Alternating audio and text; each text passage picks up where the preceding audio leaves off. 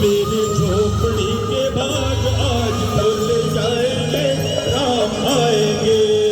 मेरी झोपड़ी के भाग आज खुल जाएंगे, राम आएंगे। श्री जिन माता सेवा समिति का ये 9वां वर्ष है। जिन माता जी का महोत्सव मनाया जाता है और आज माता जी की कलश यात्रा थी। भव्य कलश यात्रा आज निकाली गई सत्यनारायण धर्मशाला से लेके जिन धाम उदियाचल पहुंची, जहाँ सभी भक्तों ने बढ़ चढ़ के हिस्सा लिया और उसके बाद यहाँ सभी के लिए प्रसादी का आयोजन था। और कल 4 तारीख को माता जी का शक्ति मंगल पाठ है, नित्य नाटिका के साथ संगीत में होगा। अमरावती की कलाकार श्रीमती संगीता खंडेलवाल करेगी मंगल पाठ और नित्य नाटिका का कार्यक्रम कलकत्ता के कलाकारों के द्वारा होगा। और साथ में गजरा उत्सव, 56 भोग, चुंदड़ी उत्सव, मेहंदी उत्सव, बधाइयाँ रहेगी। और सभी भक्तों से हम निवेदन करते हैं कि अधिक से अधिक संख्या में उपस्थित होकर पुण्य लाभ ले।